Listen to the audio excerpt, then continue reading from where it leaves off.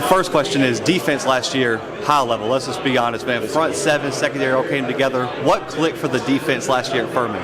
Man, it was really just a combination of guys coming together, and like, we don't have a ton of guys show up on all the all-conference teams and stuff like that, and we're just a selfless group, man. Like, we do our jobs. Like, you don't care about how many stats you have, because I'm going to take a double team and the linebacker behind me is going to make the play. And we really kind of embrace that.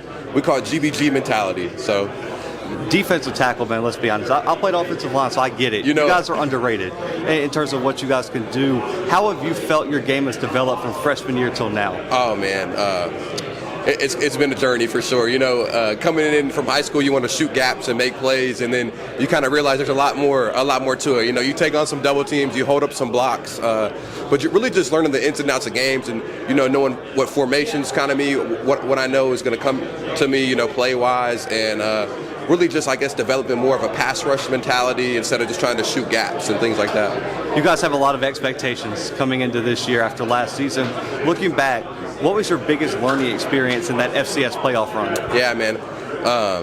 Even with the Sanford and some other games in the playoff run, I would definitely say just don't leave it in other people's hands. You know what I mean? Like, everybody's like, oh, this call, that call. It doesn't matter. Like, we allowed for that to come down to that moment. You know what I mean? So as dominant as we were, we know we can be even more dominant and eliminate those scenarios. Just leave it in our control. So going into the year, what's the message from the coaching staff and the leaders in the locker room on how you guys are going to live up to a preseason FCS top 5 ranking? Yeah, it's really just day by day, man. And it's always been that, because the SoCon, it's a week-to-week thing, man. Like, you got Citadel, you got VMI, you got Wofford. They all have new regimes of coaches. Like, you're going to get their best shot every week, and you haven't seen it yet. So it's day by day, man. All that stuff is rat poison. It's like... Man, I love it. What would it mean to you, though, to get to that national championship, man? Because you guys are in the conversation going into the season. Yeah. What would it mean to you? Man, I'm going into my 7th year, and I remember when I got here, it was just like, man, let's go 500. Like, that was, and now, it's something to talk about. Like, let's go win a national championship, and it all comes down to winning the SoCon first and then getting there. So it's really,